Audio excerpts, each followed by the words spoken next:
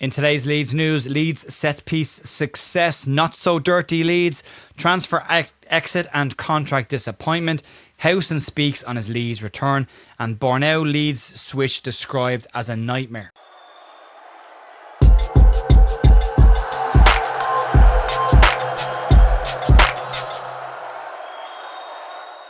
Morning folks, welcome back to Leeds View, Wednesday morning the 29th of October with your Leeds United news. Hope your week is going well so far. Massive thanks to everyone who has been liking and commenting on the videos. It's made a huge difference in the last couple of days. We'll have with the podcast last night, myself, Jerry and Paul looking back at the Burnley game, looking ahead to Brighton, and also looking at Leeds United outworking opposition players so far this season. You can check that out in the live tab if you want it. Outside of that, we've got a fair amount of news to get stuck into today, and we'll start with Leeds having a bit of set-piece success versus previous years. There's an interesting piece from Isaac Johnson in today's Leeds Live looking at Leeds' success and decisions on set pieces. Johnson explains that Leeds are very much on trend when it comes to set pieces this season, with Ethan Ampadu and El Tanaka being involved in long throw-ins, which are very much on fleek, as they say, so far this season. But it's not just the likes of Joe Rodon scoring for set pieces that have been the standout for Leeds United. Only 3 teams have scored more goals from non-penalty set pieces so far this season than Leeds United. And those sides are Arsenal, Chelsea and Tottenham Hotspur. Leeds fans knew that set plays over Daniel Farke's first 2 years at the club were probably not where they should be, but Daniel Farke regularly talks about the Leeds' success from last season from set pieces. But actually, when you look at the data, Leeds only converted 7 direct set piece goals from 95 opportunities last season, and that just sits at 7.3% in reality. But changes behind the scenes this summer have made a massive improvement on it already this season. There was a strong story that went around the houses that Leeds United were looking at potentially bringing in a set-piece coach, but instead Daniel Farke has opted to promote somebody from within the ranks and have them work with his assistant coach Eddie Raymer. Farke doesn't want a spotlight or a celebrity factor around any one individual and wants a more team-focused approach to Leeds United set pieces, and so far it's working, with Eddie Raymer being very focused on the analytical approach to football. 9 games into this season and the percentage of success from direct set pieces has massively improved already. Leeds have scored 5 of their 9 goals this season from set pieces. That's a massive 55% compared to last season's 7.3%. Farke continues, as I say, to point to the team effort around set pieces and the importance of Leeds maximising every single opportunity they can get from corners and set plays across the park this season. It's been refreshing to see a bit of growth from the manager as well. It shows that the manager is addressing some potential blind spots that he has, and if it continues, it could be a major factor in Leeds achieving their goals for this season. It's been great to see it so far, and hopefully that continues to move Leeds forward. But let's move on. Personal preference for me on this, but I enjoy watching Leeds United's game when Leeds have a little bit of an edge to them. There's a bit more intensity and physicality to their game, but at the same time, it's important to know where to tread that line. Anton Stack spoke about the Dirty Leeds moniker as part of the reason he came to Leeds United, and that it appealed to his side of the game, and plenty of defensive-minded midfielders would say similar things to that as well. So where do Leeds actually sit when it comes to disciplinary record this season in the Premier League? Well, currently, the top worst sides in the Premier League disciplinary charts are Chelsea, who sit in first with 18 yellow cards and 3 reds. Second is Brighton with 24 yellow cards. And third are Bournemouth with 23 yellow cards. You have to go all the way down to 17th to find Leeds United, who currently have only picked up 14 yellow cards in their opening 9 games. No red cards to boot just yet. But what's interesting about that is the Brighton statistic as well. Leeds will now have an indication of how physical the game on Saturday against Brighton could be with the amount of yellow cards they've picked up so far this season. They are only a point ahead of Leeds and very much scrapping at this point of the season. That's showing on that chart, but Leeds would likely be able to go toe-to-toe with them, and it will be a big factor of this game. So when we're looking back at where Leeds are in the disciplinary chart so far this season, yeah, not so dirty Leeds just at the moment. Anyway, let's move on and talk about some transfer exits and contract decisions. Leeds United goalkeeper Illan Meslier's 6 years at Leeds United now appears to be coming to an end, with increased speculation around a potential January exit. But at the same time, former Leeds United striker Patrick Bamford appears to not be a focus for Coventry City, leaving the striker very much in limbo. According to more reports in Belgium from Voteball News, who last week claimed that Anderlecht had some level of interest in Illan Meslier, they now claim that Anderlecht are preparing a bid for the Leeds United shot stopper. The report goes on to say that they claim that Leeds United value Illan Meslier at £12 million.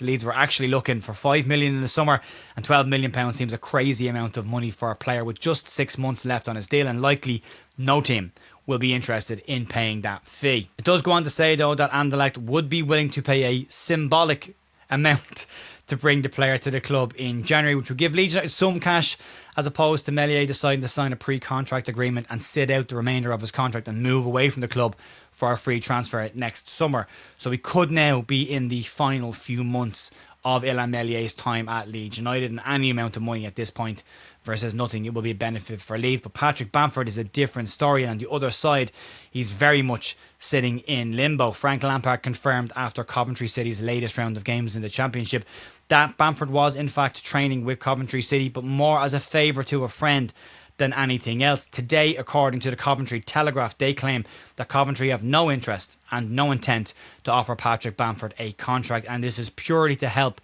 with his fitness. There was reports of a move to Getafe in Spain, and they fell away after no agreement could be reached. But Bamford is rumoured, though, to have some level of interest from MLS clubs, but so far he seems to be trying to keep the door open on a potential stay in England and very much in the Championship rather than a switch to the American League. Despite that, would offer him probably a more lucrative contract and a chance to still play football at a very high level. So contrasting fortunes for two Leeds United promotion players who were involved in the Marcelo Bielsa team that got us up. But yeah, very much on the wrong end of things at this moment in time. We hope that for Leeds' sake with Meslier and for footballing's sake with Bamford, they can sort that out in the next couple of months. Let's move on. Let's talk about Johnny Howson's return to Elland Road. Johnny Howson returned to Leeds after 13 years away and has gone into the Leeds United academy that he came through. And Howson has been invaluable to the Leeds United under-21 side this season, lining up at centre-back as well as centre midfield to give the young under-21 side some guidance from the pitch as opposed to the sideline. Daniel Farke recently spoke about Johnny Howson's ability and said that he even threatened the Leeds United midfielders by saying he'll call him up to the side and described him as unpressable. But Farke was obviously not being serious in that situation, but did point to the fact and the importance of Johnny Howson being involved with the under-21s and the experience that he brings from an academy perspective.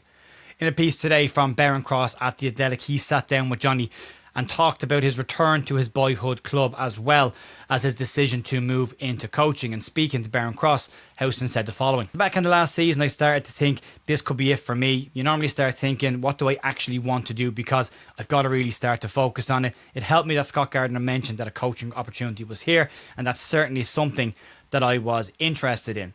During the interview, Howson credits the likes of Alex Neil with opening his eyes to the more analytical and tactical side of the game and the importance that is and has for coaches and managers in football. But on returning to Thorpe Arch, Howson said the following: "It was nice for me. There was excitement of coming and getting involved. For the first time reporting back up to Thorpe Arch. I've not actually been there since I left. Elland Road was a bit different because I've been down there a few times with opposition. But the training ground, you've never been to, or you get that training kit and it's like, oh, putting that shirt on, of course it's nice. I've grown up in the area. It was the only team I knew for however long, and I do feel extremely lucky that I've got this chance. It happened at Leeds, it happened at Norwich, and it happened at Middlesbrough, but I've been at those clubs and I've left and I've been able to go back and I've got a positive reception."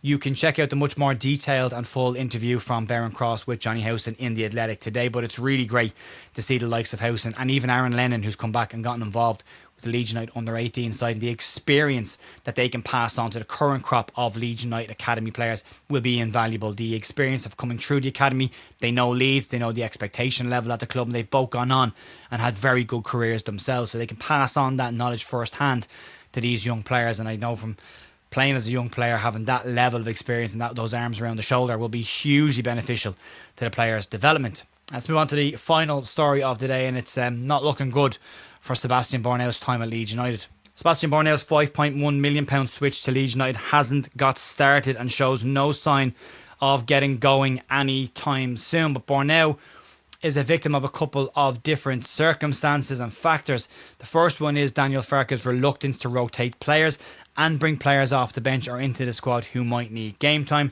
The second is the main one, and that's the competition around the centre-back positions.